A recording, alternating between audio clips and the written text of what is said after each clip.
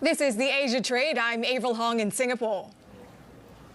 And I'm Paul Allen in Sydney. The top stories this hour.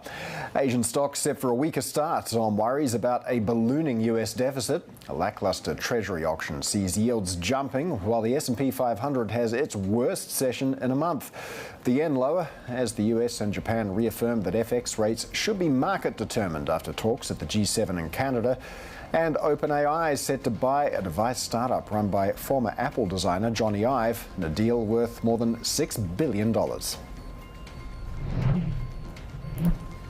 Indeed, Paul, and we're seeing in terms of futures, the U.S. assets continuing to get punished by investors. 30-year bond futures pointing lower after already the yield on the 30-year breaching that 5% level overnight, following on from that disastrous 20-year auction. Investors really sending the signal here of these concerns about the U.S. fiscal health, along with this budget debate in the U.S. in the background. And of course, amid the higher yields, we saw U.S. stocks getting hit as well. I think it was the worst session in a month. Futures looking quite flat, maybe a bit of a drag when trading begins. But here, the signal from investors really that the U.S. needs to get its finances in order. We are also tracking crude prices. We saw that jump just a day ago on these geopolitical risks following reports on Israel and Iran. But now the market concern seems to be shifting back towards supply, with U.S. crude inventories rising for yet another week. We're seeing it just below the 61.32 handle thereabouts on WTI, Paul.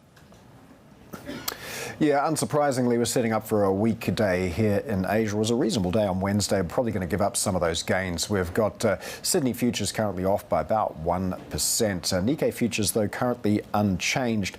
Currency space could be interesting, though. We did have Bessent Kato and Scott Bessent, the finance ministers, well, of Japan and the US, respectively, meeting on the sidelines of the G7, reiterating that currency levels should be determined by markets. And on that news, we did see the yen moving a little bit, 144.07, so a little bit stronger against the greenback there. A bit later on, we'll get Japan core machine orders. We've just had some data out of Australia. Meanwhile, it's PMI composite numbers and manufacturing and services numbers for the month of May, coming in a little bit weaker than the month prior. The composite reading at 50.6, down from the 51 that we had back in April.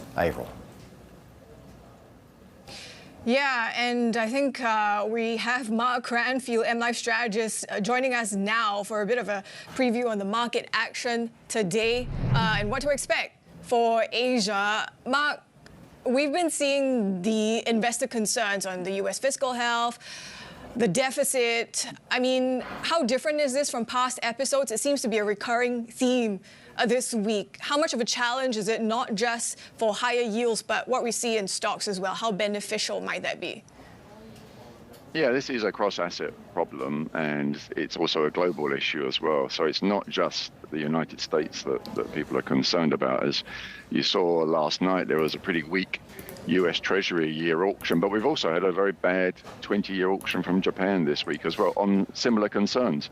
Both countries are expending their fiscal deficits getting wider, and there's no apparent sign that either government is about to try and rein that in. They don't seem to have a plan to reduce the deficits, which is something that investors were used to a few years ago, where, yes, there will be a temporary increase in spending, but investors knew that there was a plan to try and get it back in check as soon as possible. That doesn't appear to be the case for either the United States or Japan for the time being. And then you take Europe as well, which is also on a fiscal expansion course because they need to beef up spending on defense especially. So it's really a global issue. The upward pressure on long-term yields isn't going to go away at all.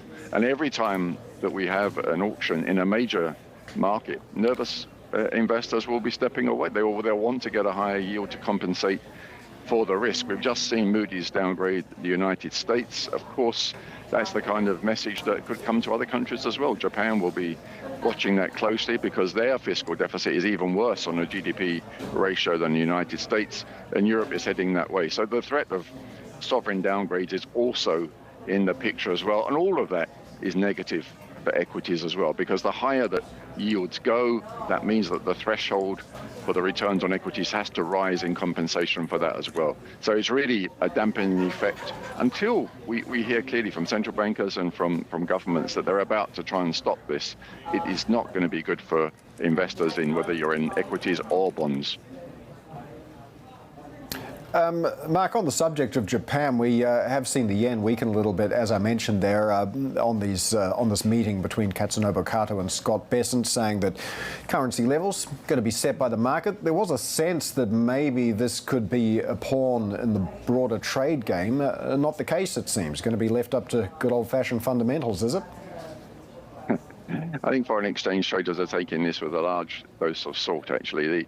They've heard a lot of things from different countries saying that their currencies are not being used in the negotiations. Whether they are or not, it doesn't really matter too much, because you have this Sell America narrative which is spreading across assets, and that includes the US dollar. If you look at what's happened, particularly since Liberation Day, foreign exchange traders have been rewarded by shorting the US dollar. That continues to be the case. They're going to go with the flow, as it were. They see that every time the dollar pops up, the shorts come in and they get their payoff from that. They're not going to change their stance clearly from that point. If you look at the yen specifically, the way in which the yield spreads are narrowing at the very long end. We're down in if you look at the 30-year sector, the spread between US and Japan is the narrowest it's been since the third quarter of 2022.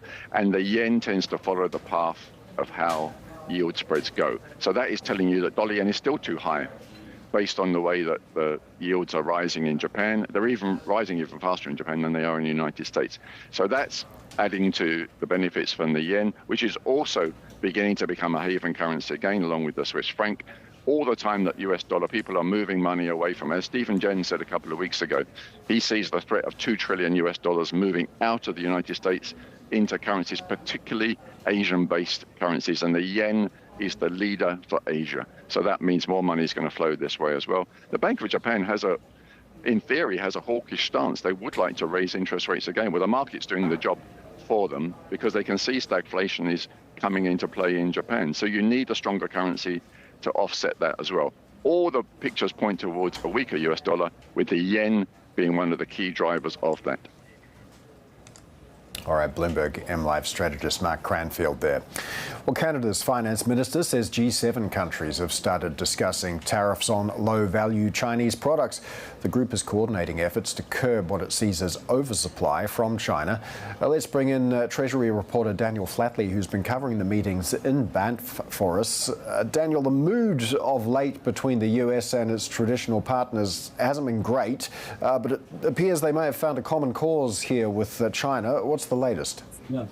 Yeah, that's right, Paul. So, I'm here in Banff, as you can see behind me, beautiful backdrop for this summit here, finance ministers and central bank governors in Canada. And, a couple of things that have emerged as themes in these discussions so far is this idea of getting tough on China, looking at the so-called de minimis shipments, or these low-value goods. This is a shipping method that's very popular for Chinese merchants such as Shein or Temu.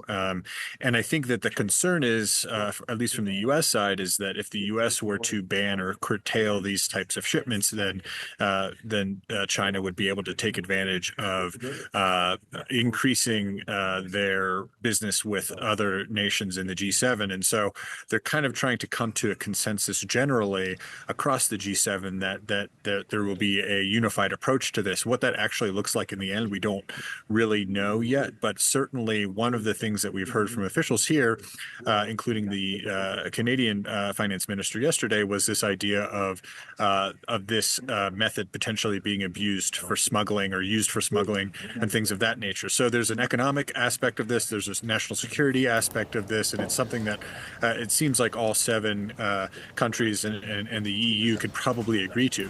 There's some other stickier issues like the tariffs that the U.S. has levied on countries around the world, including on its allies, and also some other issues. But that's kind of the state of play at the moment.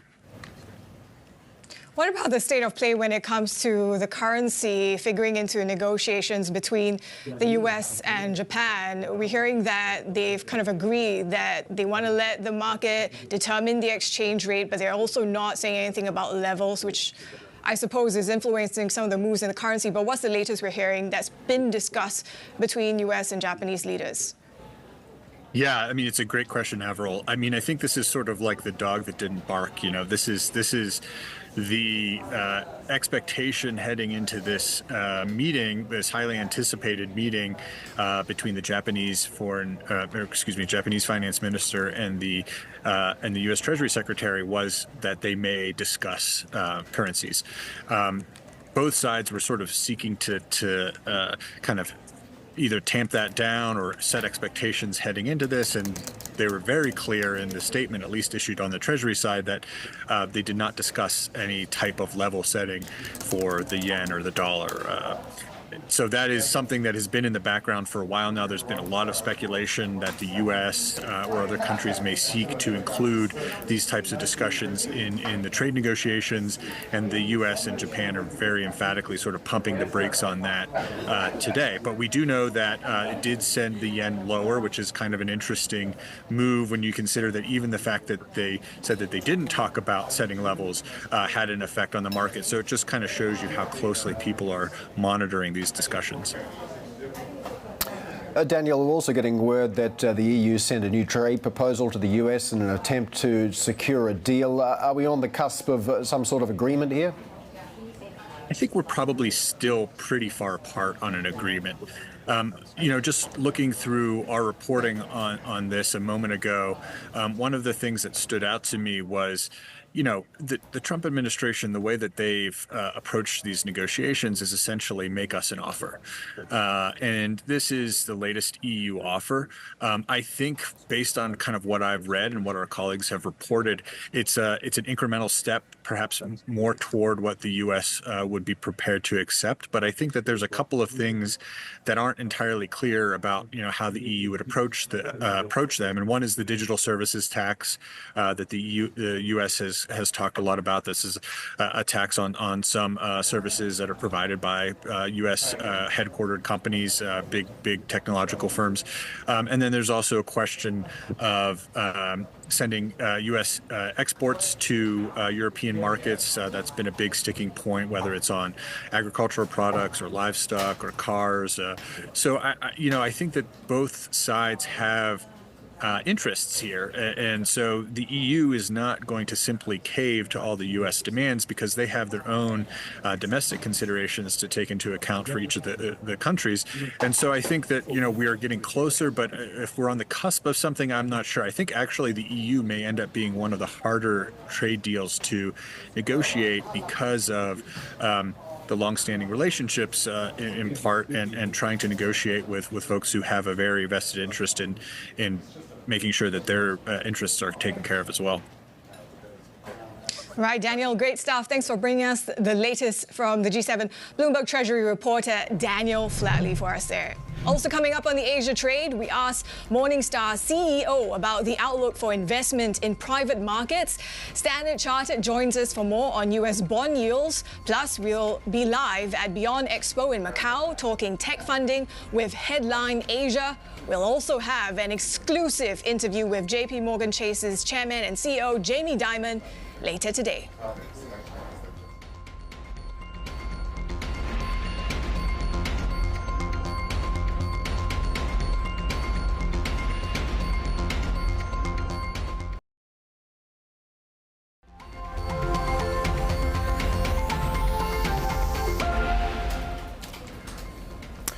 Let's get some more on AI now, and the news that OpenAI is buying the device startup co-founded by Apple veteran Johnny Ive. Now, this is an all-stock deal. It's worth nearly $6.5 billion. For more on this Bloomberg scoop, let's bring in Bloomberg technology reporter Sarah Fryer. Sarah, Johnny Ive was once described as the spiritual partner of the former Apple CEO Steve Jobs. So does this tell us something about the significance of this tie-up and perhaps the sorts of devices that we might see OpenAI coming up with in the future? This is incredibly significant, and in part because of Ive's background. I think if I were Meta, I would be scared. If I were Apple, I would be scared, because he and Altman are talking about introducing something with an entirely new form factor. Now, history is not necessarily what's going to happen in the future. We don't know if he's going to introduce another hit product at OpenAI, but he certainly has the background to do it. And the other factor here is just that this is an indication that I think these companies, OpenAI and others who are in the large language model space, are moving sort of beyond that idea of like building the next better model and onto the idea of how can we apply this to our current world? How can we apply everything that we've learned and turn it into consumer products? And hardware is a big leap to make in that, because it's such a tough time to do hardware right now. It's certainly a really incredibly competitive AI space, but in the meantime, we're seeing Alphabet unveiling fresh AI functions. How much of a game changer is this? We're certainly seeing that influence on shares of Alphabet. Well, for Alphabet, it's existential, because what people are using AI for primarily today as consumers is to ask questions. The questions that they may have otherwise gone to Google search to ask. So every time you turn to ChatGPT instead of going to Google search, that's a customer loss. That's a person you didn't get to serve an ad to. So Google needs to change its company, reoriented around this AI age. And what investors saw at I.O. they liked. They liked that Google was really leaning in and disrupting its own search engine by putting AI answers at the top, by giving people access to AI mode, which is essentially a chat bot that Google provides to do deeper search. Now, there are a lot of problems with this, right? It's not very accurate still, and it also derives content from websites that might die if people choose not to visit them and instead get their summaries from AI answers. But in terms of the business case, I think investors are very pleased that Google, currently with about a 90% market share in search, has a leg up to maintain the habit for now. Potentially helping Alphabet to maintain its search dominance. Sarah, thanks so much for breaking it down for us. Bloomberg technology reporter Sarah Fryer for us. Now, Baidu has posted a surprise 3% rise in quarterly revenue, beating analyst expectations as it fends off intensifying competition in AI amid a persistent economic downturn. Shares of the company in the U.S. closed down. More now with our tech reporter, Annabelle Drawlers, who is at the Beyond Expo in Macau. So, Belle, we just heard there about competition and how the US tech giants are faring when it comes to AI. What are we seeing from Baidu? How is that being, I guess, reflected in its earnings and the outlook? Yeah, well, it's really interesting actually to make that comparison, because you're just talking about the changes that Google has been making to integrate more AI into its offering. And actually, Baidu essentially has been deemed or called the equivalent of Google in mainland China, and it's really facing a lot of similar challenges, that possible cannibalization of its key advertising revenue based on its search engine. But we actually got surprise numbers from Baidu in the latest quarter, and this really speaks still actually to the DeepSeek effect and the demand that all of this AI development, that boom, means for things like computing power, which does benefit Baidu's cloud division in particular. It's continued to see double-digit sales growth over the past couple of quarters. So just breaking down the figures, analysts had been expecting a slight fall in sales, but instead there was a rise of 3% in revenue. So coming in at 33 or near about 33 billion yuan, that's $4.5 billion US for the quarter ending March. That actually gives as well Baidu just a little bit of breathing room. As I said, it's facing a lot of risk to its search business, but also its own AI tool, which had been in the early days of chat tools been seen as a bit of a front runner within mainland China. ErnieBot, that's also facing steep competition, not just from DeepSeek, but from Alibaba's tools as well, others in the mainland Chinese space. And its new business lines like robo-taxis, for instance, are still in the early days, essentially, and very slowly rolling out. So, Belle, you're there in Macau at the Beyond Expo. To what degree is this expo going to be dominated by this ongoing tension that we see between the US and China on chip curbs?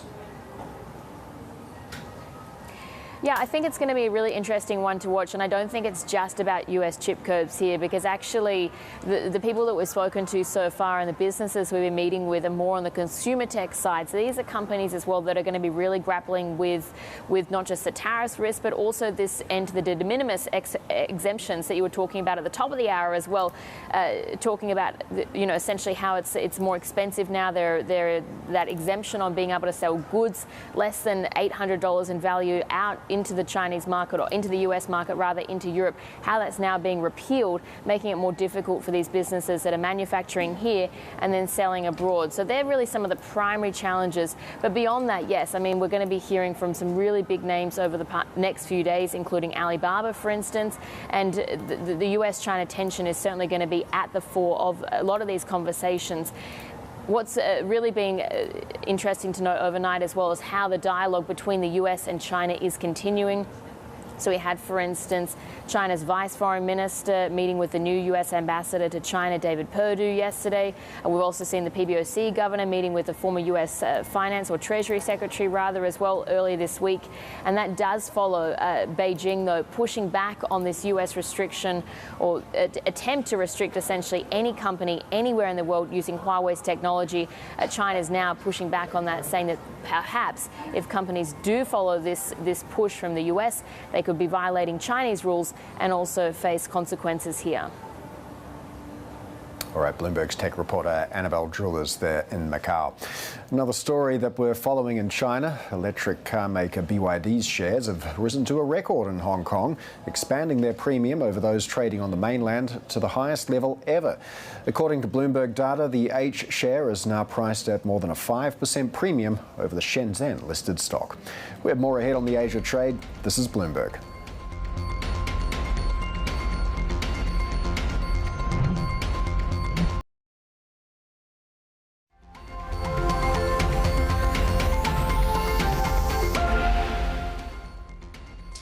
The latest from the corporate front, big US companies like Pfizer and Alphabet are rushing to Europe to borrow money. Data compiled by Bloomberg show that the so-called reverse Yankee deals reached a record this year at a total value of more than 83 billion euros. That's around $94 billion. The move is driven by anxiety over President Trump's tariff threats, pushing companies to hunt for alternative funding avenues in case their home market freezes up. President Trump says he's considering taking the U.S. mortgage giants Fannie Mae and Freddie Mac public. The companies have been under federal government oversight since 2008, when they were bailed out by taxpayers during the financial crisis. In a post on his Truth Social platform, Trump said Fannie and Freddie are doing very well, throwing off a lot of cash, and the time would seem to be right. More ahead on the Asia trade. This is Bloomberg.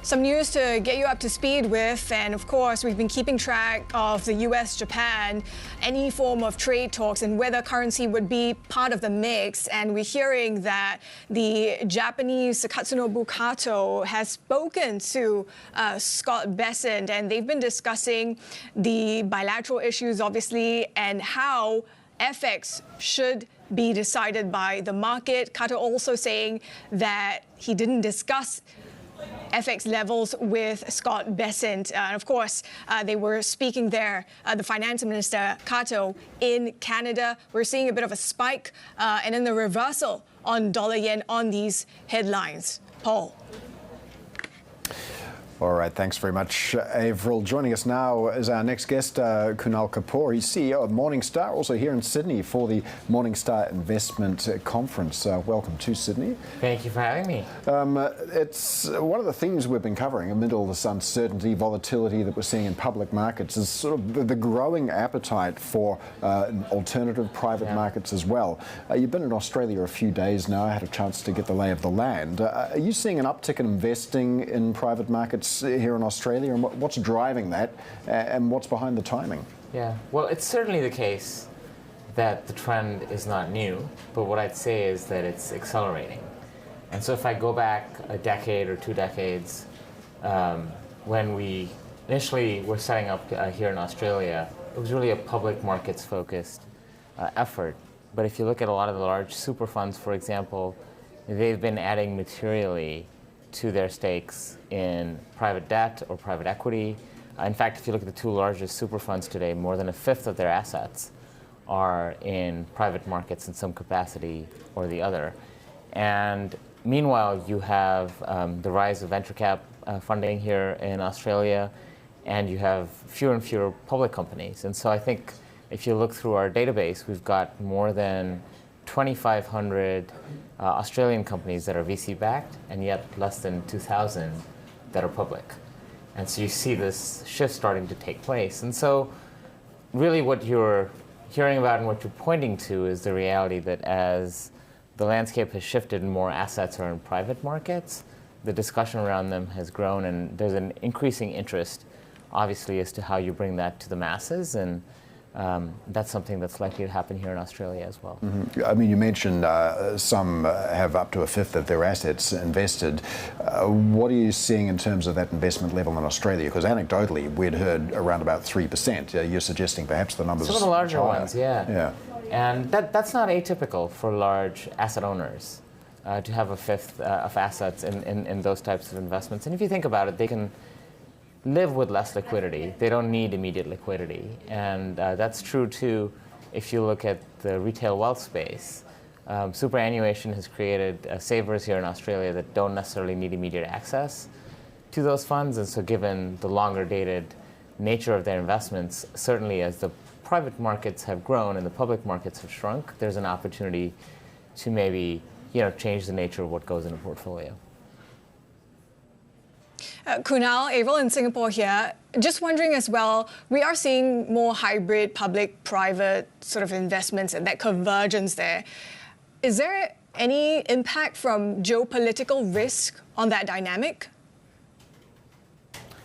I would suggest that the geopolitical risk is maybe not that different between public and private markets. Probably the biggest impact that it's having on private markets is that it's not allowing for liquidity events to take place as quickly as they otherwise might have. And so you've probably seen all the data that we report in PitchBook around the fact that private companies are staying private for much longer than they otherwise would.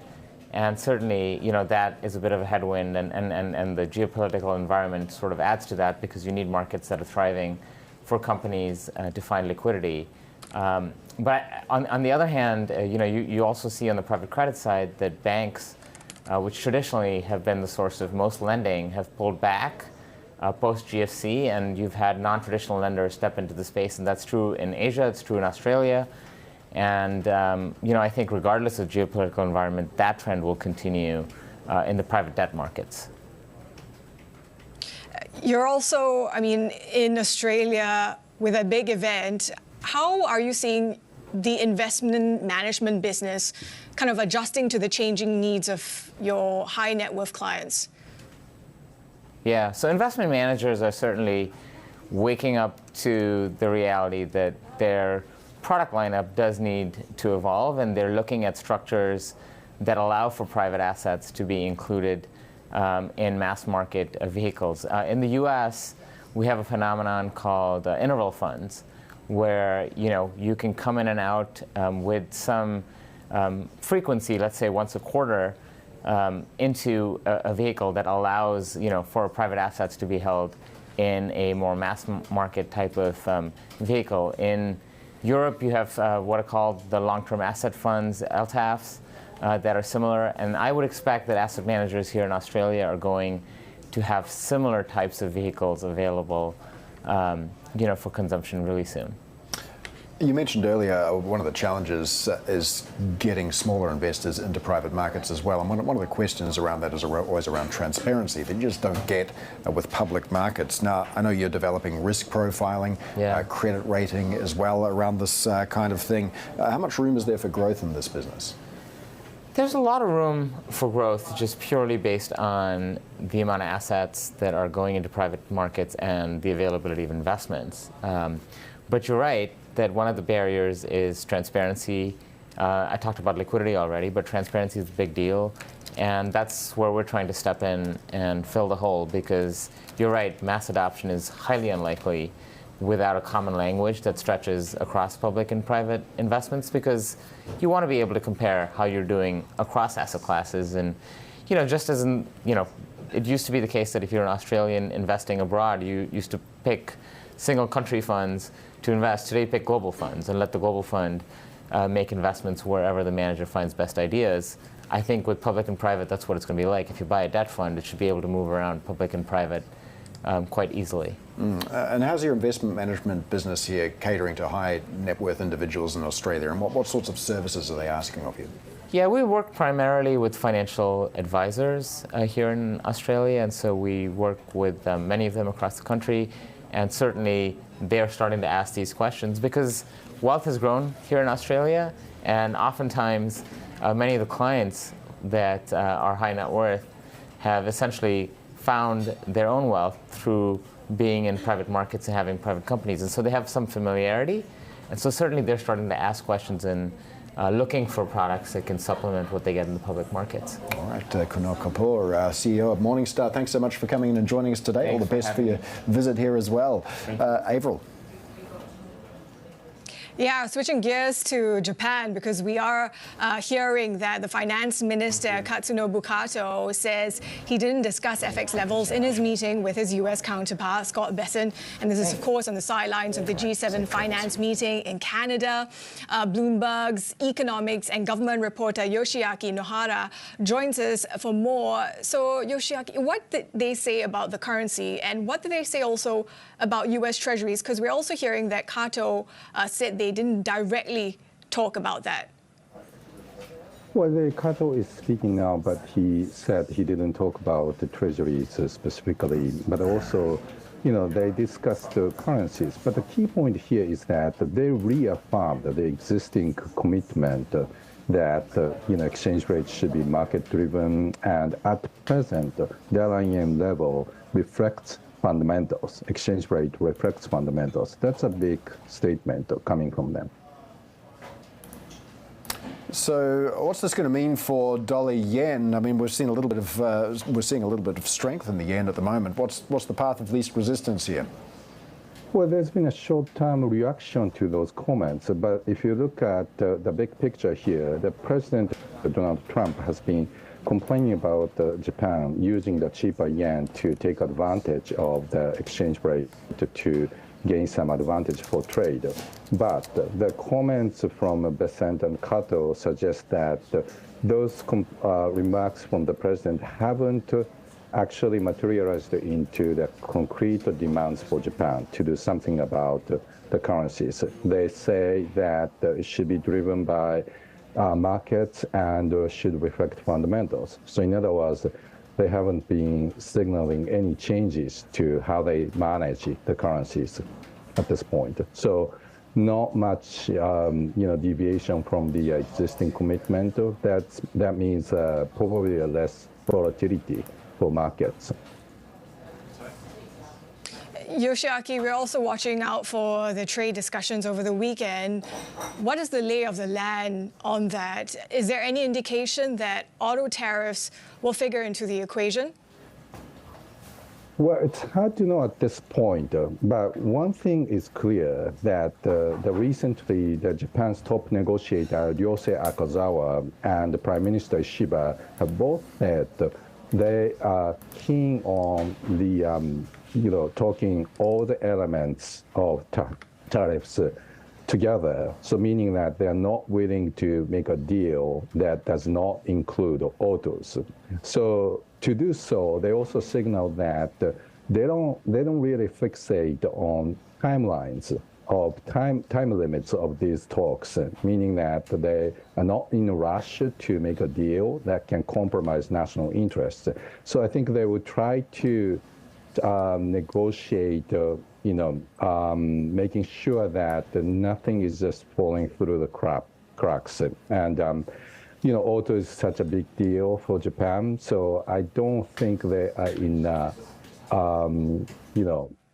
position to compromise on autos at this point, or separate that from the rest of the deal. That's certainly something that Japan has been sort of reiterating amid all this. Yoshiaki Nohara, thanks so much for bringing us the latest on that.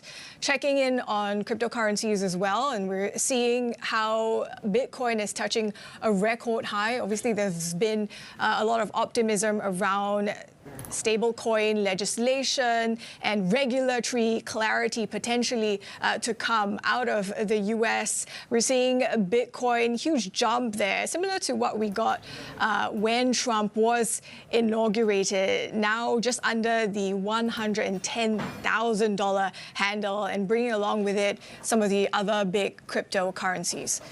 Now, coming up, Russian forces in Ukraine have made small territorial gains this year, despite President Putin claiming his army has the upper hand.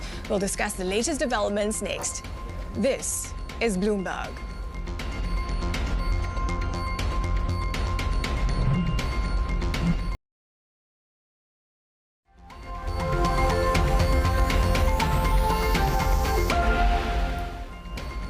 South Africa. President Ramaphosa. President Trump has had another fiery exchange with a world leader at the White House, this time with South Africa's Cyril Ramaphosa. Trump presented a video claiming to show evidence of an alleged genocide against white farmers, which Ramaphosa denies. It will take President Trump listening to the voices of South Africans, some of whom are his good friends, like those who are here. When we have talks between us on around a quiet table, it will take President Trump to listen to them. Let's take a quick look at how commodity prices are tracking. We're seeing oil prices giving up some of those gains that we saw yesterday. Of course, that was inspired by a report that Israel was preparing to strike Iranian nuclear facilities. Well, we all know that didn't happen. That's not to say it couldn't potentially in the future, but for now, that risk seems to have abated. However, we've got gold prices accelerating again. Gold now $3,321 an ounce. Well, Russian forces in Ukraine have so far made only small territorial gains this year, and that's despite a consistent advantage in manpower. Battlefield data indicates that Russia has seized less than 0.25% of Ukrainian territory since January, which rather undercuts President Putin's assertion that his army has the upper hand. For more, let's bring in Bloomberg's Michael Heath. Mike, for all the conversations that we have on this, we often don't focus on what's been happening on the front lines. So where are we at 3 years deep into this conflict? Well, where we're at is World War I, 100 years on. I mean, this is a sort of an attrition battlefield, and the Bloomberg reporting on this is really interesting. It just shows that since January, Russia's sort of been moving at half the pace that it had been in terms of gains last year, and that's sort of understandable in a way because the resources required to overcome those sort of the impediments when the defence has more power in a way are higher. But it doesn't, in a way, it doesn't really undermine the broader sweep of things, is that Russia has more resources than Ukraine. So even if it is moving at a slower pace, it is still moving. But it does make Ukraine's position a bit better in the sense that it's unlikely that there'll be a rapid breakthrough. I mean, famous last words there. But generally speaking, just because you can't move troops quickly, it just means that it's easier to plug gaps and that sort of thing. So it does give Ukraine a bit more time, but at the end of the day, Ukraine is still struggling in terms of weapons. It's struggling in terms of manpower. while it's had great morale because the nation has united, it's been fighting a rearguard action for 3 years now, and it is battling. And just to reinforce the point, we saw there was, about a year or so ago, there was all this great hope about Ukraine's offensive, which actually went nowhere and wasted a lot of manpower. And that just reinforces the point that it's hard to get really fast movement on this battlefield. Michael, we're also seeing this protracted conflict in Israel with Gaza. I mean, we're hearing how things are getting a bit messy, that Israel fired warning shots at diplomats by mistake. Does this have wider ramifications? Yeah, look, I mean, it was an accident, clearly. I mean, there were a group of diplomats in the West Bank, which is obviously a separate region to Gaza, and they were touring there, and they apparently went off the what had been agreed, the route that they would take, and there were warning shots fired above them. I mean, it sort of speaks to how sensitive, or you might even say trigger happy some of the Israeli forces have been there. They were only warning shots. No one was in any danger. But obviously, when it's diplomats, it's a fairly significant thing, and it just reinforces the sort of rising tension, particularly between Europe and Israel. I mean, Europe's sort of reviewing some of its agreements with Israel just to see whether some of the things that Israel's doing in terms of Gaza, whether that violates some of the deals they have. And this just reinforces that sort of Israel is starting to move a bit out of the mainstream of what's acceptable among developed nations here, and this incident just sort of reinforces that trend. So it's not great for Israel, but it probably was an accident more than anything. All right, Bloomberg's Michael Heath there. We have more ahead on the Asia trade. This is Bloomberg.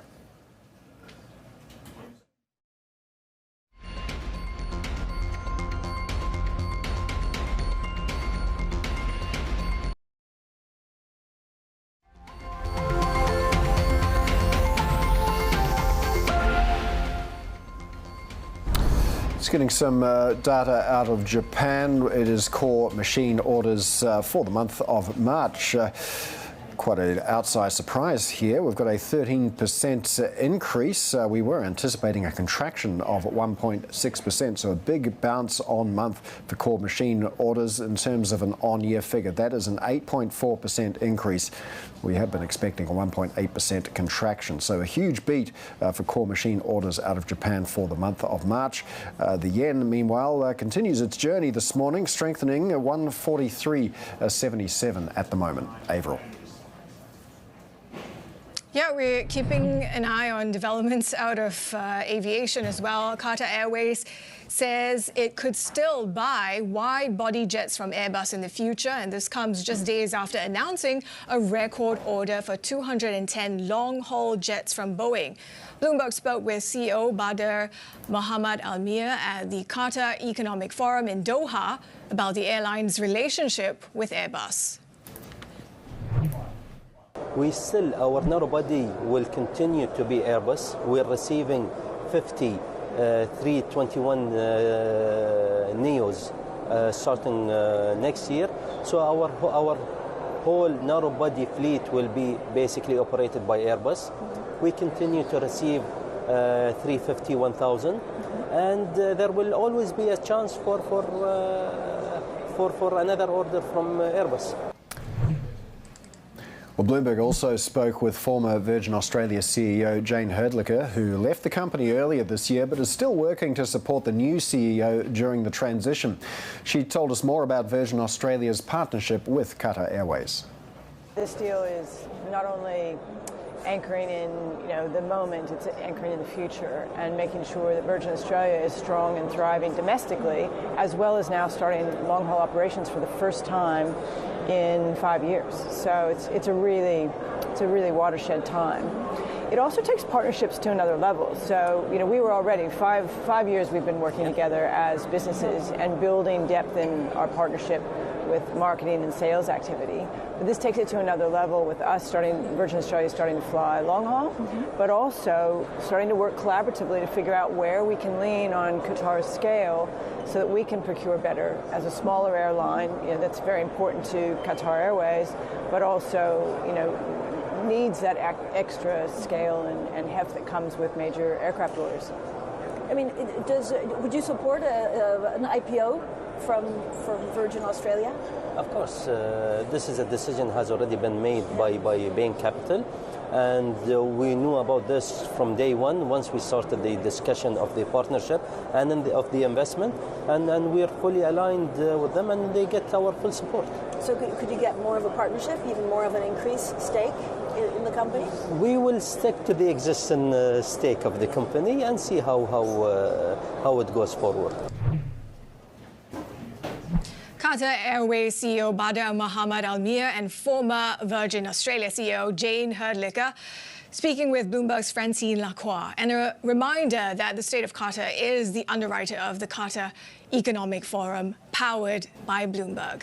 And to the latest from the corporate front, sources say Nissan is close to a deal to buy EV batteries in the US from a joint venture between Ford and Korea's SK On. Nissan wants to source batteries in the US in part to avoid President Trump's tariffs. We're told a new Ford SK factory in Kentucky has emerged as the frontrunner to produce the batteries for Nissan, but a final decision has not been made. Toyota executives say they're considering offering a compact pickup truck in the U.S., joining others competing in the growing market segment. The Japanese automaker says they're listening to requests from U.S. dealers for a smaller truck than their current full and mid-size offerings. The executives didn't give any details on how far along the plans are or when such an entry-level truck could be launched. Paul?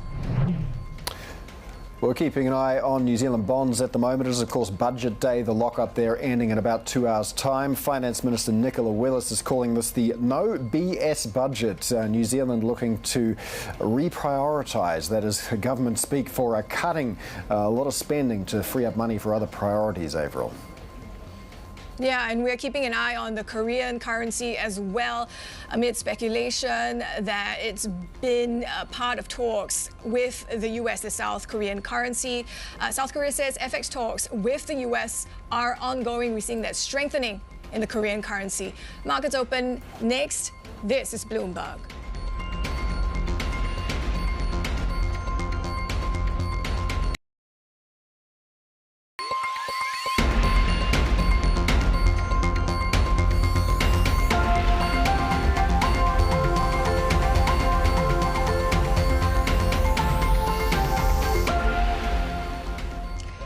We're counting down to Asia's major market opens. And of course, Paul, something we've been seeing is the march higher in yields globally, not just something we're seeing out of the US and Japan as well.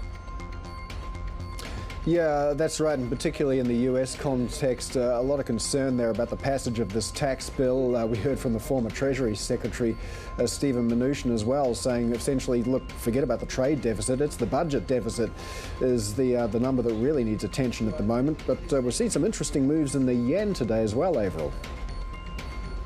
Yeah, and this is against the backdrop of discussions between US and Japanese leaders on the sidelines of the G7 meeting in Canada. But of course, it's really interesting, this dynamic of higher yields and how it really has not been beneficial for the US dollar. But we also have breaking news for you out of Singapore. Data just crossing the terminal. We're looking at the first quarter Singapore GDP print, and it's a contraction. This is the final reading, of course, on quarter basis, contracting 0.6%. This is not as bad as the advanced estimate. On year basis, we're seeing expansion of 3.9%. This is slightly higher than the prior reading, so maybe speaks to some sense of resilience when it comes to the Singapore economy. Of course, for context, this is data that shows us a snapshot of the Singapore economy prior to Liberation Day and the impact from tariffs. Let's take a look at how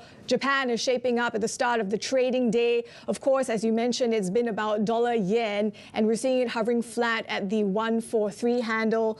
And yields, certainly in the long end of Japanese bonds, continue their climb higher. We saw just a day ago on the 30-year hitting the highest level since the 30-year was issued way back in 1999.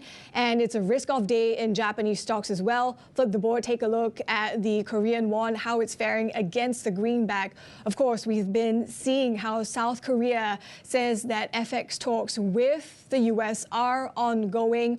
A bit of giving up of earlier gains when it comes to the Korean won, moving a bit closer to the 1380 handle. But again, stocks are down in South Korea, Paul. We've just opened for trades here in Australia as well. If we take a look at how we're tracking in the early going, a little bit of weakness for the ASX. That's to be anticipated after some of the selling that we saw in the US as well. But as you mentioned, Avril, the focus really on a lot of what we're seeing in the bond space. The yield's also creeping up here in Australia as well. We've got the yield on the Aussie 10-year ticking up a little bit. The 30-year now 5.1%. This dovetails a lot with what we've seen, as you mentioned, Japan, the US as well. We've got the US 10-year now 4.6%. A lot of action on the longer end of the curve, though. An ETF that tracks those longer-dated Treasuries now heading at 3-month lows. We saw a brunt of selling. The 30-year yield was up 10 basis points in the US. We had that very soft 20-year auction for the US as well. That was the first auction of longer-dated debt since that US downgrade. So concerns over US debt deficit seem not just confined to the US, Avril. Yeah, we saw that bear steepening as well in the US. Let's bring in for analysis Audrey Go, Head of Asset Allocation at Standard Chartered Wealth Management. So Audrey, obviously this week it's that focus on higher yields. They continue to climb. Concerns about fiscal health in global markets, in global economies. What is your sense of how high and at what levels these yields can go and stay at, and how anxious are you about holding longer term debt? Well, thanks for having me. I think if we look at long-term yields, they're probably biased to the upside in the very near term, given concerns over the upcoming tax bill in terms of it adding to the deficit, which is now running at about 7% of the GDP during peacetime. And at the same time, we have also been seeing some greater uncertainty with regards to eventually how much demand will be out there for the yield as well, for the longer-term Treasury bills as well, given that we've also seen a pretty poor set of option result overnight from the US. So from our perspective, we'll be probably focusing more on this belly of the curve, between the maybe 5 to 7, even year mark sort of the belly of the curve, where it will be less susceptible to higher rise in yield, which will cause bond prices to go down. But at the same time, in the event that we do get a significant weakening in economic data, they will also benefit from any prospects of no more than expected rate cuts by the Federal Reserve. So that's the recommendation that we are going out to our clients. And as and when we see spikes to bond yields as well, we are also telling our clients to opportunistically take this opportunity to lengthen their duration and also averaging into bonds, because longer yields on their own is actually self-limiting, because longer yields eventually will lead to tighter monetary conditions, weaker growth, and maybe eventually a recession, and that will force the Fed to act as well. Yeah, some self-fulfilling prophecy in a way, but wanted to pose our MLive question of the day to you as well. How long do you think before we see the yield on the 10-year going past 5%? So right now, the 10-year yield is hovering around the 4.5 to 4.6% mark. I would say that the momentum for it to break higher, at least from a 10-year perspective, it was actually weaker than I thought. And I think that's also because we've been getting weaker than expected inflation prints over the last few months. And let's also not forget that the biggest component within inflation is actually shelter, which is about a third in terms of the CPI basket. And leading indicators or rent signs, for that matter, continue to moderate lower. So what this means is that, and together with also lower oil prices that we've seen on a year-on-year perspective, that's also likely to weigh on inflation over the next 3 to 6 months, for that matter. So having said that, our bias is still for maybe some near-term upside in terms of yield, maybe towards 4.75 perhaps, where the 10-year yield is concerned. over the next 1-2 months. But eventually, for the Fed to actually start to think about cutting interest rate in the second half of the year, particularly if we were to see further deterioration where economic data is concerned, and here we'll be monitoring really labor markets, where we have seen some, increase in continuous jobless claim as well as initial claims, but still hovering around the 200,000 mark when it comes to the claims level. So even when that were to spike and break out of maybe year-to-date highs for that matter, that will probably, allow the Fed to tilt a bit more dovishly and start delivering rate cut, and therefore that should then pressure yields towards our forecast of around 4.4 to 4.25% where the 10-year US bond yield is concerned. Audrey, it's not just rising yields that we're watching in the US and elsewhere, to be fair as well, but we've got the US dollar down, and as this chart indicates, we've got also the S&P underperforming global stocks as well. How long do you expect this picture to keep on enduring? Or when you look at US markets, you've got to admit there's still some quality names in there. Is this a buying opportunity if you're willing to get long? So in the near term, we are reasonably biased towards upside when it comes to US equities. For one, when we look at investors' positioning, I think investors are still net short. And at the same time, what we've seen pretty sort of volatile movements where one market is concerned, actually volatility in equity market has been trending lower. So that should also help sort of encourage systematic buying, providing some support to US equity markets in the near term. And let's also not forget, we managed to have some sort of trade deal or pause in reciprocal tariffs with China just a couple of weeks ago. And the pause will last till sometime in early July or mid-July. So from now to mid-July, I think it should be a reasonable but benign period as the US administration tries to seal even more deals with their trading partners. And hopefully that should allow risk assets to continue on a stronger, firmer footing. And let's also not forget, corporate earnings so far, if you look at the latest corporate earnings season, have also been reasonably robust, even though many companies have sort of, stopped short of giving guidance altogether. So I think net that should support some upside over the next maybe 2 to 3 months while this truce is ongoing. Then we'll see how trade policy developed and whether we get any sort of text passage that pass through over the next coming weeks to see whether that would drive markets on the upside further. Mm-hmm. Well, look, uncertainty remains a key theme at the moment. How are you diversifying? So we are telling our clients to make use of the recent rally in US equities as well as if they see that in the dollar as well, to actually diversify into other regions, for example, in Asia as well as in Europe, particularly in Europe where we've seen some positive traction with regards to policy in terms of infrastructure as well as defense spending. And plus, these markets are not expensive to begin with as well. So that's one key strategy that we are asking our clients. And in terms of our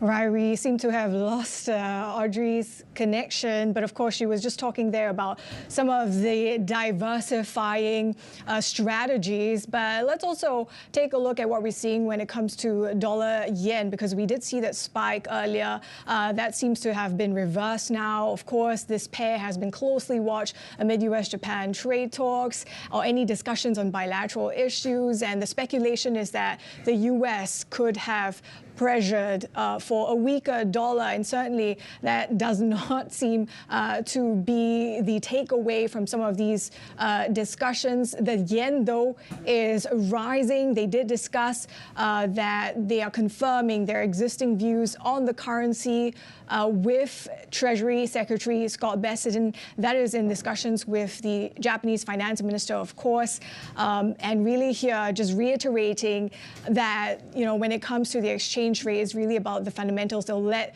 the market determine things. More ahead on the Asia first, Asia trade. This is Bloomberg.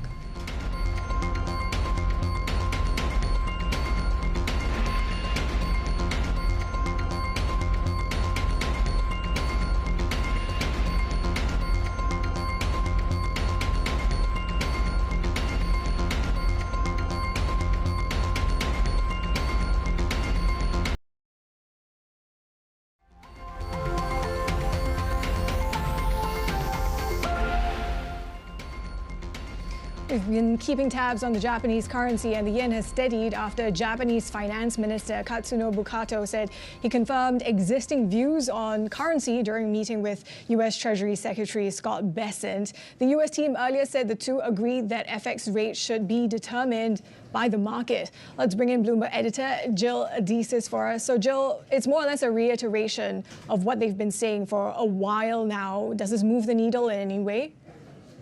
Well, Avril, obviously you saw a bit of that currency movement, but ultimately here, this is kind of indicative that at least when it comes to these conversations between Kato and Bessent, again, by reiterating that this is market driven, that there's it's kind of pushing back against an idea that U.S. President Donald Trump has been pushing, which is that Japan is sort of deliberately sort of taking an unfair advantage by lowering the value of the currency. So we're getting away from that chat a little bit. I think ultimately, Avril, what this says to us against the backdrop of these broader G7 finance minister comments is that we're continuing to see some discussion on what maybe an ultimate trade deal looks like between not just the U.S. and Japan, but some of its other partners. And the fact that we're not getting that currency discussion here, I think, is again maybe lowers the risk a little bit of any kind of rapid movements in the yen. But again, we'll have to see what the trade deliberations look like. But yeah, ultimately, I think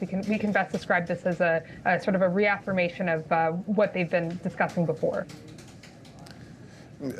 Jill, it almost feels as if some sort of peace is breaking up between the US and its traditional allies. An agreement to let the market handle currency doesn't seem terribly exotic, and there also seems to be some agreement on how to approach China oversupply as well.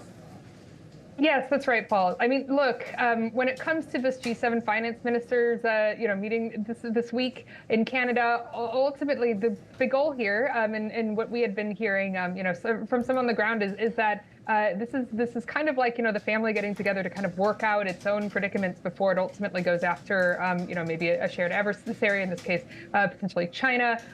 There's obviously, given this evolving tariff spat over the last couple of months, imposed by Donald Trump, that you've got all of these different economies that need to come together and ultimately kind of work out some of their existing issues, figure out how to approach other issues.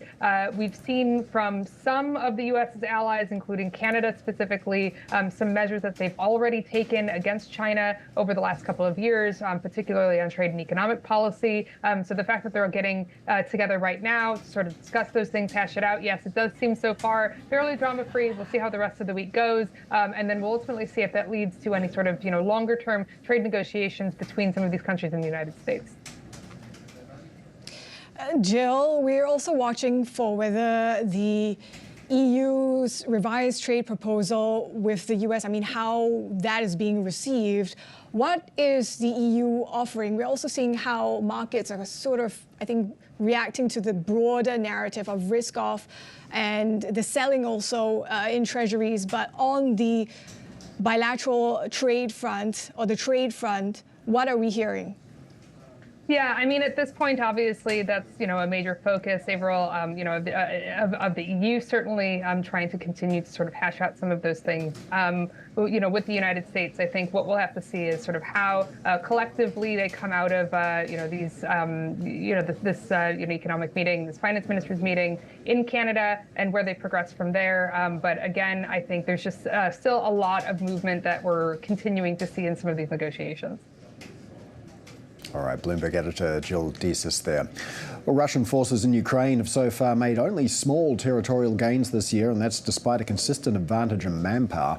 Battlefield data indicates that Russia has seized less than 0.25% of Ukrainian territory since January, undercutting President Putin's assertions that his army has the upper hand. For more on this, let's bring in Bloomberg's Michael Heath. And Michael, last hour you were comparing this to World War I, but 100 years in the future. We've heard from the US Secretary of State Marco Rubio as well on the subject of war crimes, saying no doubt they've been committed, but reluctant to pin the blame on Russia. Why is there this reticence to really turn the screws on Russia here? Yeah, Paul, on one hand, obviously this sort of follows on from the questions about more sanctions on Russia as well, which Rubio was trying to dodge a day earlier. It seems like the Democrats are having a little bit of fun with him there in the House, because in fact, Rubio himself, as a senator, had asked that exact question of a Secretary of State a few years ago as well. So they're sort of just reversing on him. In this case, it's perhaps a bit more understandable. If you're trying to talk with, I mean, even if it is potentially an enemy, if you want to call Russia that, but though with the Trump administration, they seem much warmer to Russia. But I mean, when branding someone a war criminal is pretty strong language. The case is strong in Vladimir Putin's case, dating all the way back to 1999 in the Second Chechen War, which helped him come to power at the time. There's been a lot of pretty serious incidents that have occurred there. So I think there's a strong case for it. Obviously, there's an ICC case as well, but it doesn't sort of advance things in trying to keep the communications channels open in a way I think that's different to sanctions. I mean, with sanctions, that's a more reasonable thing. You're sanctioning a country, you're not sort of targeting the individual as such there as a war criminal. I mean, it's just going to get their hackles up, really. So you can sort of understand Rubio's case. Just coming back onto Ukraine and that front movement as well a little bit. The other thing to note is that it's winter there at the moment as well, so you're not going to get a huge amount of movement during a war as well. But yeah, it's interesting times over there. Mike, we were discussing this a bit earlier, the situation in Israel and Gaza, but we're also hearing how Israel fired warning shots at diplomats by mistake in the West Bank. Clearly, this is a mistake. But, you know, what are some of the potential ramifications, if any? Yeah, Avril, I mean, as you said, I think it does seem to have been an error, and the IDF has acknowledged that. And the diplomats were on a tour in the West Bank, you know, the other region, Palestinian region there, and they sort of diverted from the route that they were supposed to be upon. So it sort of highlights the tensions or the sensitivities there. Israel's been cracking down fairly heavily in the West Bank. There's concerns that, you know, the Palestinians, that there might be more uprisings as well. But what it does is it sort of reinforces this split that's kind of emerging between Europe and Israel.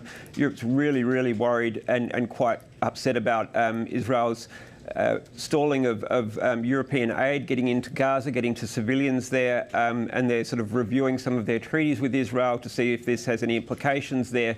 You know, it just sort of again speaks to Israel a bit moving out of the mainstream in terms of the developed world and becoming a bit more isolated. I mean, it has President Trump, but you know, Europe is obviously a very important trading partner, and firing these shots, it's just again, you know, this sort of militancy of this Israeli government and its willingness to you know, sort of move to force over language. It sort of just reinforces that in a symbolic sort of way.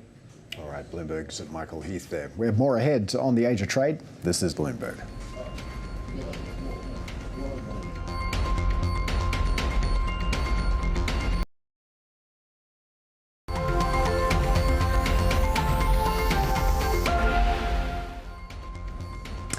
Well, Baidu has posted a surprise 3% rise in quarterly revenue. That beat analyst expectations as it fends off intensifying competition in AI amid a persistent economic downturn.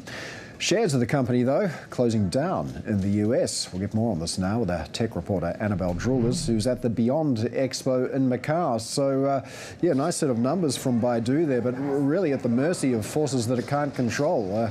Tell us more. Yeah, well, Paul, I mean, maybe it was also sort of just caught up in the broader market sell-off overnight, but the numbers from Baidu were actually better than expected. The expectations, though, weren't particularly high going into the figures either, because analysts actually were expecting a slight drop in revenue. But in the end, Baidu managed to post a 3% rise, so coming in with revenue at $4.5 billion, or near about the 33 billion yuan for the period, 3 quarters ending March. What's interesting is this is sort of still the DeepSeek effect that's playing out, because all of that boom in AI development is leading to more demand for cloud services that benefits Baidu in particular with its cloud division. But there is that risk that you still see ongoing to its other offerings. And for instance, Baidu, once sort of seen as a front runner in the AI race in China, definitely not today. It's fallen behind its competitors. But its ErnieBot, for instance, still needs some sort of innovation to stay competitive there. And also the rollout of new business lines like the robo-taxis, for instance, that's happening relatively slowly as well. And speaking of innovation, Annabelle, I mean, at this Beyond Expo that you're at, that's really the key focus. What stands out to you? What are you watching at the event? Yeah, well, I think it's going to be really interesting to first, we're going to be hearing from a lot of different consumer tech names. So last night, for instance, we were at an event sort of sampling some of the new technologies, and a lot of these are kind of far-fetched at this stage. But interesting to hear how these companies are grappling with some of the US-China tensions. A lot of them, for instance, are selling into the US market, so how they're dealing with tariffs. You can see there some of the robots that we saw on stage last night. We've actually got Unitree, for instance, which is known as one of the Hangzhou's 6 little dragons, is sitting right behind us. In front of us actually is a stall or a setup from NVIDIA. So again, it's sort of that chip question, how that plays into it. Part of the conversations is what we're going to be hearing. Belle, another big piece of tech news today, OpenAI's announcement that it's buying IO. This is a startup from Johnny Ive, who was very close to Apple's former CEO, Steve Jobs. He helped craft the look and the feel of the iPhone. Where's this tie-up heading, and is it creating a little bit of nervousness for OpenAI's competition? Yeah, well, I think actually you were talking about it in the last hour, but if you're Apple or if you're Meta, you might be really concerned about this tie-up that came out overnight. So it's actually been a sort of a flashy expose that we had from OpenAI. They posted a video on their social media channels, but it's essentially, as you said, Johnny Ive's teaming up with Sam Altman, and they're going to be introducing a new hardware product into the market. So they're saying, again, in this video, that they've been talking for the last 2 years about this. They're promising something that's really, something that's never really been conceived of by different consumers. As you said, Johnny Ive, he's someone who's got a lot of pedigree. It brought the look and feel of the different iPhone, different Apple products as well. Here you can see an image as well that was part of that video and part of the marketing materials, I guess, that have been released so far. But definitely interested to see what these two come out with and exactly when they do it as well. But it did have an impact on the Apple share price, for instance. We saw that declining on Wall Street overnight more than 2%. So yes, we'll watch for that one. Yeah, whether we see OpenAI in hardware. Belle, thank you so much. Our Bloomberg tech reporter, Annabelle Jolas, for us. Now, another AI story we're following. Alphabet shares rising after the company announced it'll offer AI mode in search to all US users. Analysts were mostly positive on the move, with Bank of America saying it suggests Google's catch-up phase on large language models is coming to an end. JPMorgan notes it's more confident Google can successfully navigate this shift to AI search. More ahead on the Asia Trade.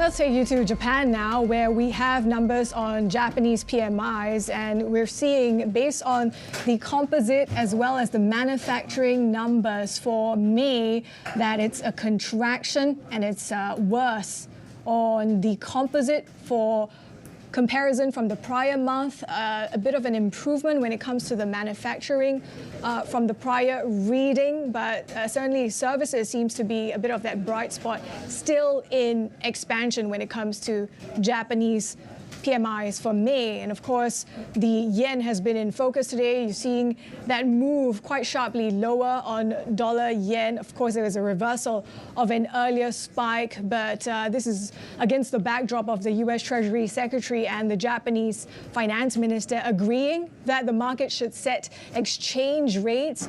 Bloomberg's FX and rate strategist David Finnerty joins us for more. So David, we've been watching everything that's been coming out of the G7 in Canada. How are traders interpreting all this? Is the focus now more of the dollar story and fundamentals? I think it's certainly going to the dollar story. You said in dollar yen, you did see a spike higher on the news that FX levels were not discussed. So FX was discussed, but not FX levels. So it spiked higher on that, but it sold off very quickly. I mean, dollar yen went to 144.40. It's now down to 143.40. So basically back where it was, if not slightly lower than before that news came out. So now the markets are going, okay, let's focus on on other stuff. And certainly now it's back to this dollar side of the equation. And what you saw last night basically was you saw a US yields go higher, but dollar weaken. You saw US equities weaken. So the idea is there basically a structural, fundamental shift in how markets are allocating US assets. The question is, do other markets want to support the twin deficits, being the budget deficit and the coming out deficit? And it seems at the moment they're not as happy to, or they want a higher premium, because normally higher US interest rates would lead to a higher US dollar, and it didn't last night. Basically, anyways, you could say it led to outflows. So you are seeing the dollar side of the equation really dominating that. I think that's quickly why, even today, you saw that little spike in dollar yen. It was basically sold into, and people are really positioning for yen and other currencies like the euro, sterling, and all these other countries to rally against the dollar, certainly in the near term. We'll wait and see how the tax bill plays out. But again, if that tax bill is passed, I think the markets go, well, again, Moody's just downgraded you. That's not another thing we like. Bigger deficit there again. So again, adds the pressure on the dollar. Yeah, the US assets are behaving like EMs. Higher yields not helping the greenback at all. But you've also been tracking for us how hedge funds are perhaps positioning amid all this and, shorting maybe dollar yen. How are you seeing them playing this? How are things evolving? Yes, certainly at the moment, certainly when you go to dollar yen, there was a big flash out about a week ago, just over the Monday week, when there was positive news out of China, so you saw dollar yen spike above 148. That certainly flushed out some shorts, but then having said that, above 148, people said, okay, let's get back in anyway, if they had exited or they hadn't even entered the trade. So now it's certainly bearish on dollar yen. Certainly they're looking for more short-term trades. You're in the option space. It's about 2 weeks to a month. It's sort of the downside trades that are being put on at the moment. Some of it to it's a vol premium. Some of it just they want to see what's happening. I do think next week's could be interesting because it is the end of the month, and those end of month flows do tend to be choppy and a bit messy. So you may see dollar yen just chop all around quite a bit. It may not be a smooth downward path, but certainly the bias in the near term is for that downward path. I think after next week you get back into US data, certainly with the payroll data at the start of the month, which is always key. So markets will be looking at that to see how is that US economy performing, particularly now as the data now reflects what happened with the tariffs a bit better. It's basically the data's for May, the tariffs started to kick in April, so we'll have slightly of a better gauge of the impact on the US economy. And this idea of US exceptionalism, how much has that completely evaporated basically in many ways. So the data will certainly become key the week after next. David, can you talk to us about the behaviour of some of the other currencies in Asia at the moment? I'm thinking, top of mind, Korean won, which we've seen strengthen, is now back at levels that we haven't seen since November. So what's happening here? Are currencies part of the trade conversation with the US or not? Well, certainly it seems with the won, there are reports that levels were discussed, or the won was discussed with the US in trade talks, or in talks just generally earlier this month. And the idea being, certainly from the reports came out yesterday, yesterday and today, was that basically that, a weak won was one of the reasons why the Korea did have this trade surplus, which indicates, it's sort of them nudging, maybe US saying, maybe you should have a stronger one.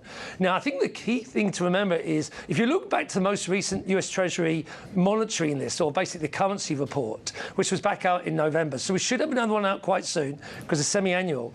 Currencies on that list were heavily out of Asia. There's Korean won, there's the Taiwan dollar, the Singapore dollar, the Chinese yuan, and the Japanese yuan, and the Vietnamese dong even. So really heavily centered towards Asian currencies. So I think the logic is, let's see what that report says, who's on that report when it does come out, most probably next month, or maybe later this month, maybe next week. Let's see who's on that. But you'd have to guess it with the same sort of currencies. And if that is the case, then even though they're on the monitoring list, so they're not actually officially labelled a currency manipulator, the fact that you're on the monitoring list basically says, look, there's an encouragement for you to strengthen your currencies, should we say, particularly if the trade negotiations, even if it's off the record, just kick in and say, no, that would help us with the trade negotiations. So it's certainly been monitored.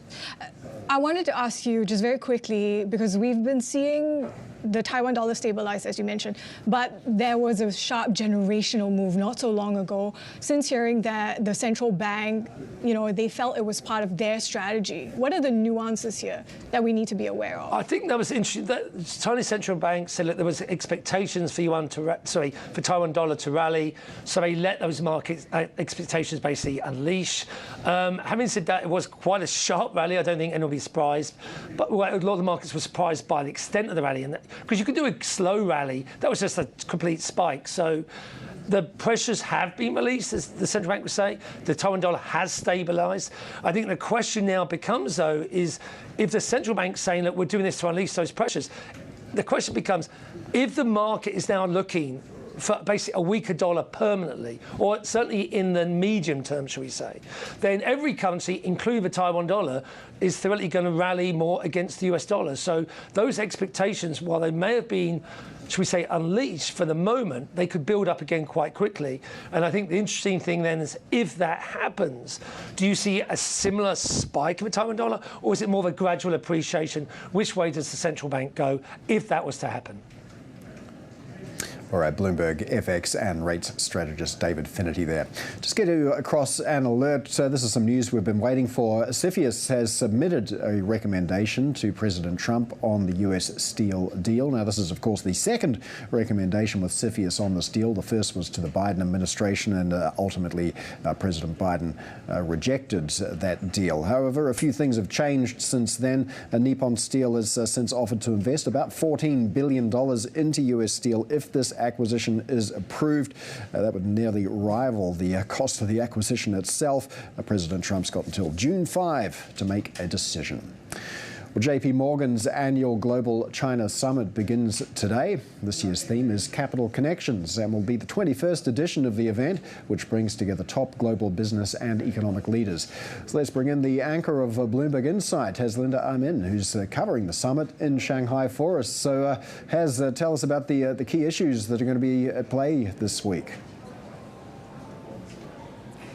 Well, Paul, this summit is happening at a time where investors, businesses are grappling with a lot of uncertainties. We talk about Trump, trade and tariffs, and add to that, we also have that surging debt in the U.S. at risk of surging even more with that tax bill. Remember that downgrade from Moody's, it cited exactly that risk. I mean, it talked about how perhaps in 2035, the U.S. might use 30% of its revenue to just pay interest on the debt in the U.S. These are risks to the market, and according to the CEO of JPMorgan, Jamie Dimon, who has repeatedly said the market's underpricing the risk of even stagflation. Perhaps when you take a look at credit spreads, it's not fully reflecting all these risks. Now, he says the risks are very, very high, especially for geopolitics, and that's not reflecting in terms of where asset classes are right now. So, we'll be speaking with Jamie Dimon later on Insight today to get his take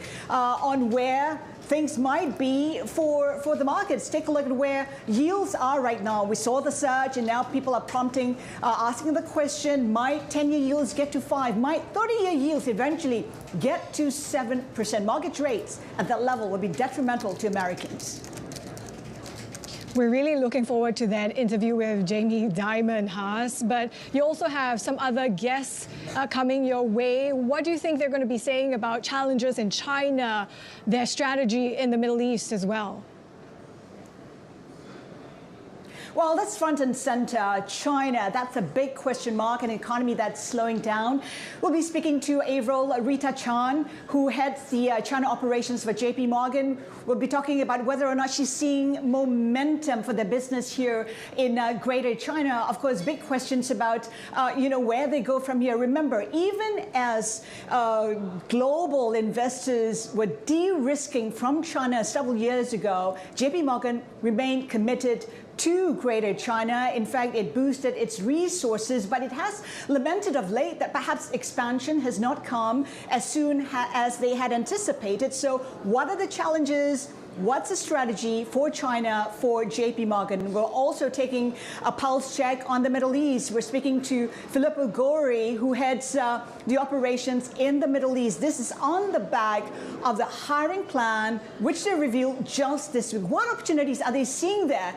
It comes hot on the heels of Trump's visit to the Middle East. He talked about how billions, trillions, in fact, of deals were cemented when he was there, including a $600 billion investment from Saudi Arabia.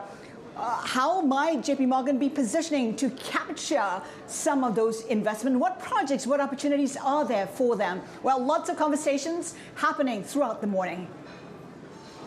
Certainly, we'll be watching for all those exciting conversations.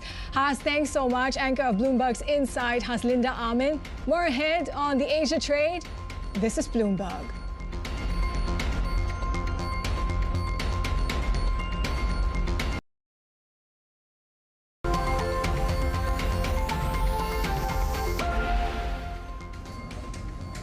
Now, Chinese shares have certainly been in the spotlight after battery giant CATL's massive trading debut earlier in the week. But we've also been tracking electric car maker BYD shares that have risen to a record in Hong Kong, expanding their premium over those trading on the mainland to the highest level ever.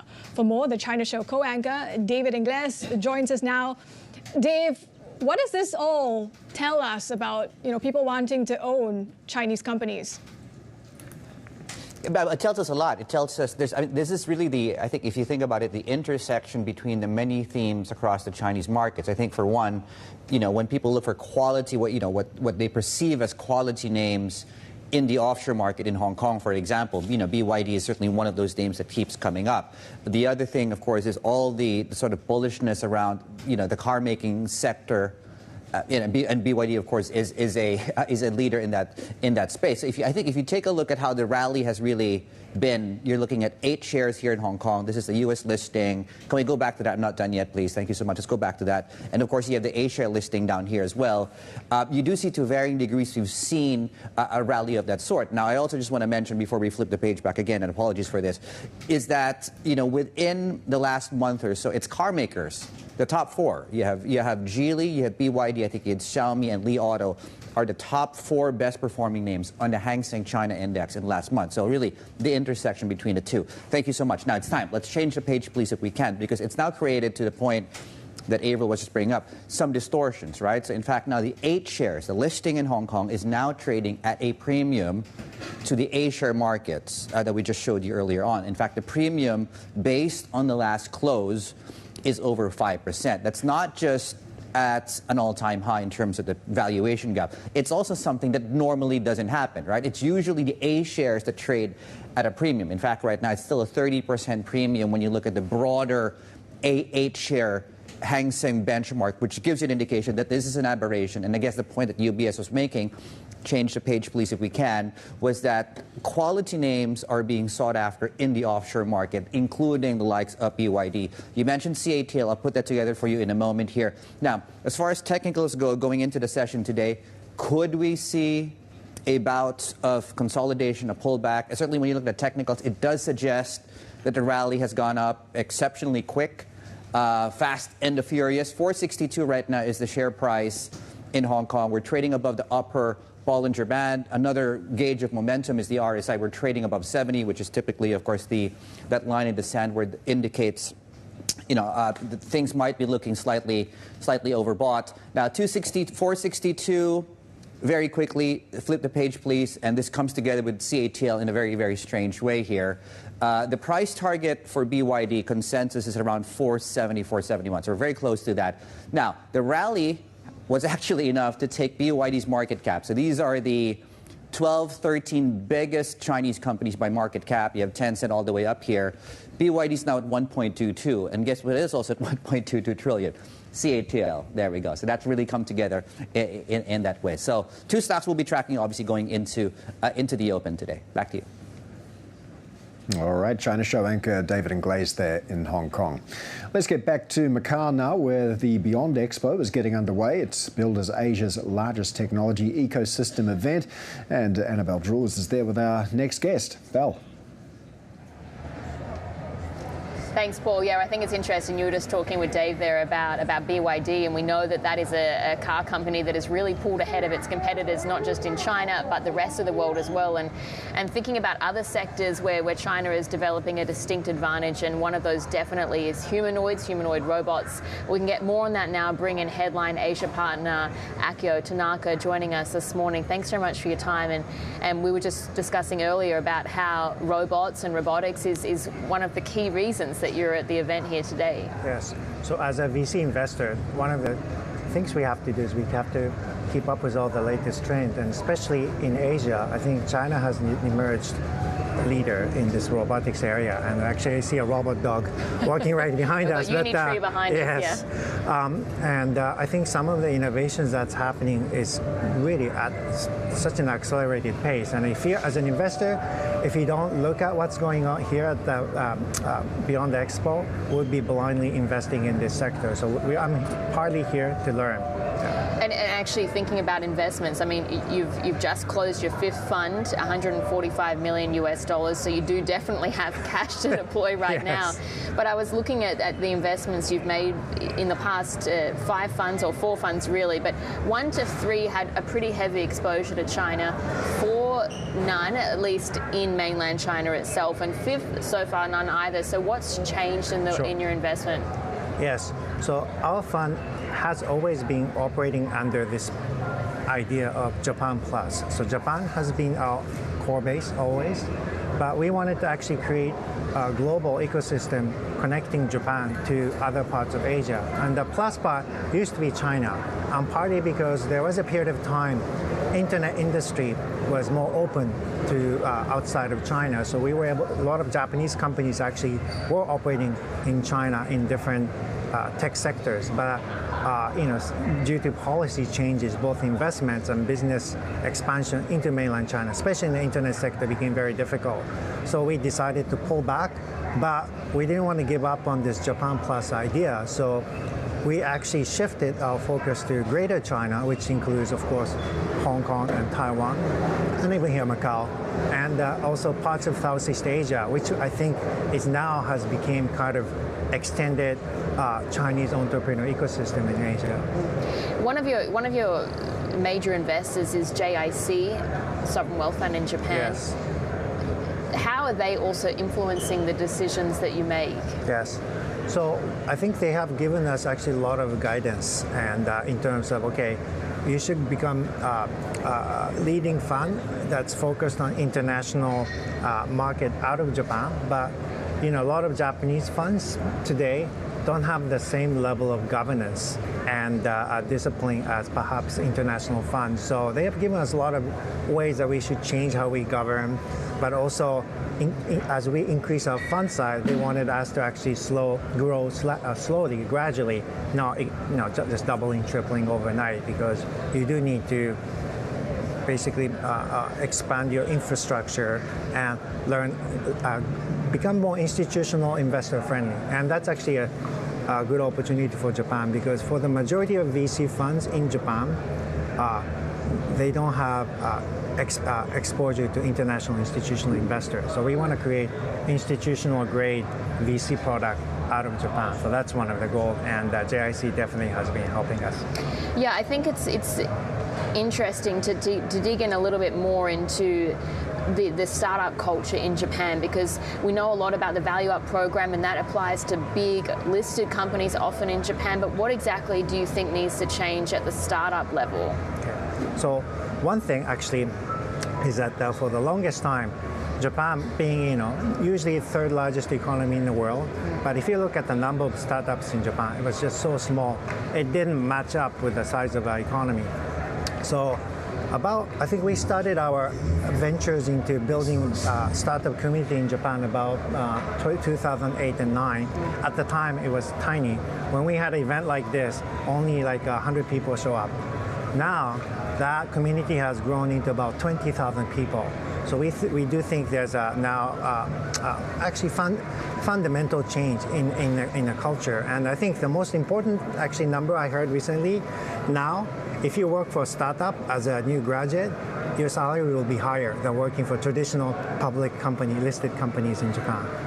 Well, that, I mean, everyone likes a higher salary, so that sounds pretty enticing. But I want to talk then more on that culture side. Do you think that there's an element of competition that's changing within Japan as well? Because we were speaking before we came into this interview about how you're seeing more Chinese investors coming, more Chinese startups as well. Is that changing the dynamic? Yes. So if you look at Japan startups in 20 years ago, pretty much all Japanese people and working in Japan. There was no international mix, very rare. But today, now I'm seeing a lot of US expats, Chinese expats, European expats. For whatever reasons, they wanted to create a company in Japan. And we're seeing still small but growing community of international entrepreneurs. And I think this is a trend we would like to back and bet on. All right, Akio, thanks so much for your time this morning. Enjoy the conference as well. That was Akio Tanaka, their Headline Asia partner, Avril. Thank you. Good stuff, Belle. Thanks so much. Our Bloomberg tech reporter, Annabelle Jewell, is there. More ahead on the Asia trade. This is Bloomberg.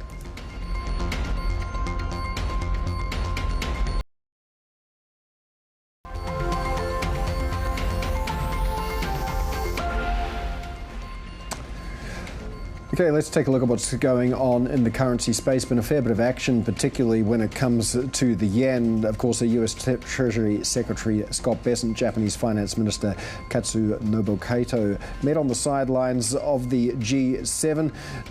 Didn't talk about currency, just said, well, it's up to the market to decide. So the market did. Saw the yen weaken. We're pretty much right back where we were now when the day started. Korean won, meanwhile, continues to appreciate. We've got the currency at a 6-month high. Offshore yuan, a little changed. That is it from the Asia trade. Markets coverage continues in a moment. This is Bloomberg.